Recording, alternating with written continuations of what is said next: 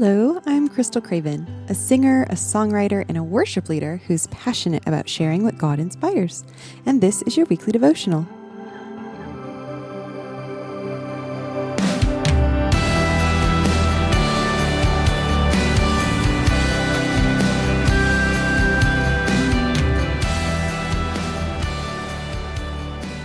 Luke 180. And this is speaking of John the Baptist, says, "And the child grew and became strong in spirit, and he was in the wilderness until the day of his public appearance to Israel." Now, this verse is speaking of John the Baptist. This is right after his father Zechariah had just got his speech back, and he had spoken just such beautiful words of prophecy and praise to God. And then it mentions that John the Baptist grew and became strong in spirit and that he was in the wilderness. And then we know that he ended up having his full ministry in public appearance to Israel.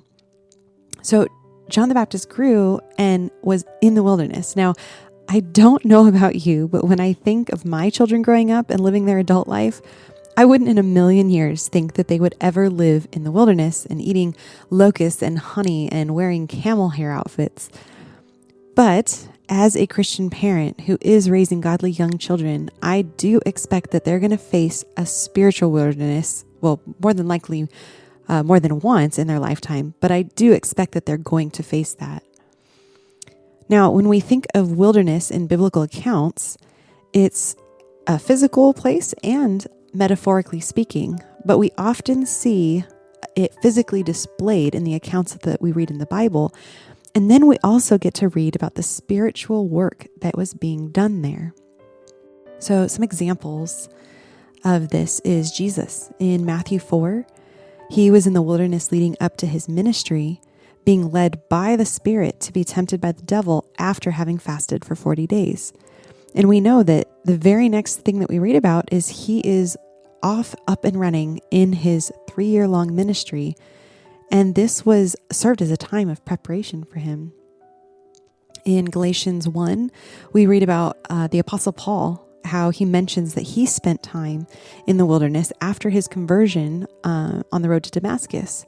And he took that time, a 3-year period, to just grow in the Lord, just him and God alone. And it prepared him for the ministry in which he wrote the majority of the New Testament. He was used so immensely, not only in his time, but I mean, it's still reaping the benefits for us in thousands of years later. And in 1 Kings 17, we read about the prophet Elijah, and he spent time in the wilderness as God had told him to go hide by the brook Cherith. He had confronted Ahab, and things were just not going well for him. And God told him, go there. And he ended up providing for his needs by having ravens of all the things, right? Birds bringing him his food. And he would drink the water from the brook. And then eventually, when the water from the brook had dried up, he was then sent out to serve God again. And the very next thing we see is him performing the miracle with the widow and her son. So likewise, just as we read with John the Baptist, he was also being prepared. He was spending time alone with God in the wilderness, and he would eventually make his public appearance, and his job, his mission was so important because he was making straight the way of the Lord. He was preparing the people for Jesus to come on the scene.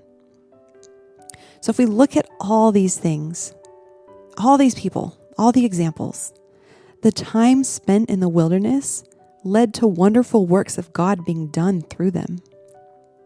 And yet it's not only through Jesus and these other figures in the Bible that we see that the Holy Spirit was working, and he still works in us today. I mean, he's working through men and women all over the world. And of course, if you're a follower of God, you're going to go through wilderness, and you're going to have that time of equipping and preparation so that you can walk in those good works that he's prepared for you. So what season are you in right now? If you're in a wilderness right now, I want to encourage you to just take heart, because God has good plans for you. He has plans for a hope and a future. He knows what he's working in you through this season of wilderness. And it may feel very dry at times, but I can guarantee you that if you're spending time with God through it, You will be like a tree planted by streams of water that yields its fruit in its season, just as Psalm 1 tells us. So keep meditating on his word day and night. And also, if you're a parent, would you pray for your own children's seasons of wilderness? That they too would be brought through it well, being refined and prepared for the next season of work in their life. It doesn't matter how old you or your children are. God can use you and them, and he will, if you're surrendered to his will.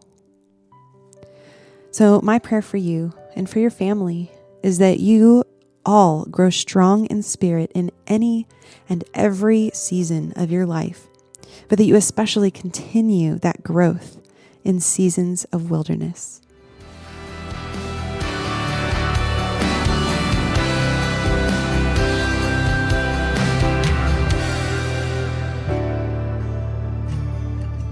For blogs, written devotionals, and originally written songs, visit crystalcravenmusic.com, and that's Crystal with a K.